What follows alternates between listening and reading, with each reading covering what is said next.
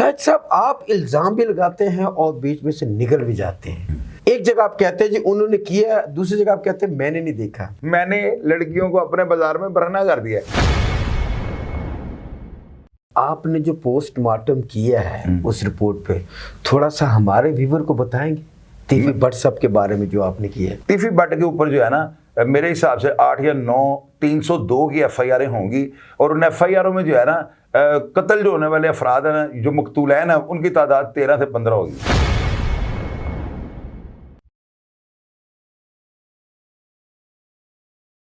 अस्सलाम वालेकुम, आप देख रहे हैं शान पाकिस्तान और मैं हूं जाहिद खान। हाजी अमीर बलाज टीपू, जैसे जैसे वक्त गुजरता जा रहा है नई से नई कड़ी सामने आती जा रही।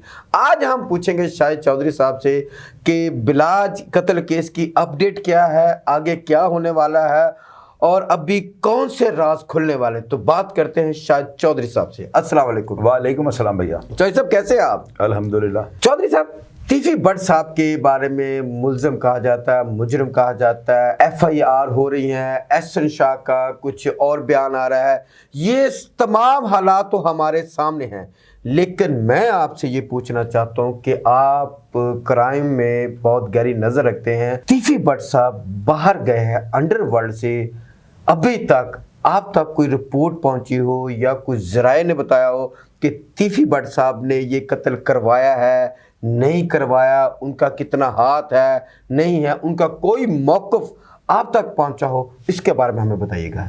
मैं ये कहूँगा आपको एक बात जो है ना, मैं वाक़या को कोई किसी वाक़या को रिपोर्ट करता हूँ ना तो बड़ी ऑथेंटिक बातें करने की कोशिश करता हूँ। देखें, बात सुने, एक बंदा, मेरे पे एक FIR दर्ज होती है, मैं उस FIR की जो है ना अगले दिन जाकर कोर्ट से इंटरम बेल ले लेता हूँ। मैं, मेरे पास हक मौजूद है। खुदा ना हादसा कोई बड़े से बड़ा केस भी अगर हो ना तो जो है ना इंटरम बेल या आपका हक समझ के आपको दे दी जाती है। उसके बाद आपकी डेट पड़ जाती है, आप शामिल तफ्तीश होते हैं, अपना मौक़िफ़ जो है ना सामने रखते हैं, तो जो है ना तफ्तीशी उसके मुताबिक जो है अपने अफसरान को बता के सारी मुनसिफाना रिपोर्ट बना के आपको गुनाहगार है तो कर देता है, बेगुनाह तो छोड़ देता है। इसमें भाग जाना जो है ना किसी भी चीज़ का जो है ना हल नहीं होता। सबसे पहली बात यह है कि वो जो मकतूल की फैमिली है, मेरी हमदर्दी उनके साथ हैं, सारी दुनिया को पता है। तो मैंने तीफी भट्ट का प्रोग्राम किया है, उसमें आप देख लें कि मैंने जो उस बातें सुनी, जो झूठे इल्ज़ाम हैं मैंने झूठे कह के भी बता दिए पब्लिक को, उनका डिफेंड भी कर दिया है। उसके बारे में जो अपना राय या अपना तज्जिया करना चाहता था या जो मेरी नुक्ता नज़र था सोचने का, वो भी चीज़ें लोगों से शेयर की। आपने जो पोस्टमार्टम किया है उस रिपोर्ट पे थोड़ा सा हमारे व्यूवर को बताएंगे तीफी भट्ट साहब के बारे में जो आपने किया है। मैंने पोस्टमार्टम ये किया है ना, जो मुकदमात उनके ऊपर है उसका मैंने पोस्टमार्टम कर दिया है। मैंने लोगों को ये बताया, आप एक मुकदमा नंबर देखते हैं और आप देख लेते हैं ये FIR का मजमून ये है। अब आपको ये नहीं पता कि इसके पीछे हालात क्या थे और इसका एंड पे बना क्या। पेज जो होता है ना इसके अंदर एक लगा होता है, उसको कहते हैं इंडेक्स पेज। उसके ऊपर जो है ना FIR का वो जो FIR दर्ज होती है ना, इसी तरह एक इंडेक्स पेज का भी होता है एक रजिस्टर ना, उसके अंदर उस केस का लिखना होता है कि इसके मुल्ज़मान बरज़मानत हैं या कोई इश्तिहारी है, कोई मफरूर है, हेडमनी वाला है, या ये केस बरी हो चुका हुआ है। उसका सारा रिपोर्ट बनती है उसकी ना, उसको इंडेक्स पेज कहते हैं। आप FIR को तो ले लेते हैं ना, आप इंडेक्स पेज में देखें इस केस का बना क्या था। तीफी भट्ट के ऊपर जो है ना, मेरे हिसाब से 8 या 9 302 की FIR होंगी और उन FIR में जो है ना कत्ल जो होने वाले अफराद हैं ना, जो मकतूलैन हैं, उनकी तादाद 13 से 15 होगी। उसमें अवान दल वाले 5 कत्ल, 1 ज़ख्मी, उसमें अरशद मीन चौधरी पे हमला 3 अफराद कत्ल और वो जो है 1 आध ज़ख्मी हुआ। वो सारी FIR 302 की हैं, लेकिन मकतूल ज़्यादा है, FIR कम है 8 और बंदे ज़्यादा हैं। अब उन तमाम मुकदमात का क्या बना, आपने तो FIR पढ़ी है ना, मैंने वो भी लोगों को बता दी। इंडेक्स पेज जो है ना, जो मैं अपने प्रोग्राम में नहीं बता सका, मैं आपके प्रोग्राम में बता देता हूँ। उसके ऊपर केस का बना क्या, उसमें लिखा जाएगा केस फलां फलां अफराद बरी हो गए। तो जब आप बरी हो गए तो रिकॉर्ड तो हमारे सियासतदानों के भी इतने इतने बड़े हैं, 10-10 किलो के। जिंदगी के नेगेटिव, और मेरी जगह कोई और करे ना प्रोग्राम, अभी तक उसकी 4 पे घूम जाने तो क्या कहना है, बिल्कुल ऐसी बात, उसकी 4 पे का नाम पर मीरी पड़ जाना था। और मैंने फैक्ट एंड फिगर में बातें की हैं, वो इतने जहादीदा है, वो भी गोगी भट्ट हैं, वो भी इतने हैं, वो समझदार हैं, सारे मामलों को समझते हैं, मेरी पोजीशन को भी समझ रहे हैं। मैंने यहाँ पर रहकर अदारों के साथ भी पंगेबाजी नहीं करनी, मैंने यहाँ पर बैठ के गैर मुनसिफाना रिपोर्ट भी लोगों के आगे नहीं रखनी।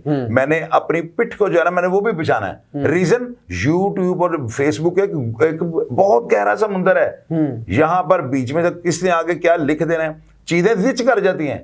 मैं नहीं चाहता हूं मेरी जात के ऊपर कोई बंदा उंगली उठाए। लोगों ने जो इल्जाम लगाया ना कि भाई ये बंदा इसकी ग्वालमंडी में चरस बिकती थी, मैंने वो भी बता दिया, साथ अपनी रिपोर्ट भी दिया कि मैंने आज तक कोई बंदा ऐसा नहीं देखा जिसे मुझे कहो कि मैं बेचता था, या जब वो कोई लेन देन होता था मैं वहां पे मौजूद ही, कोई शहादत मेरे पास नहीं है। शाहिद साहब, आप इल्जाम भी लगाते हैं और बीच में से निकल भी जाते हैं। एक जगह आप कहते हैं जी उन्होंने किया, दूसरी जगह आप कहते हैं मैंने नहीं देखा। यही चीज जो है ना मुनसिफाना है ना।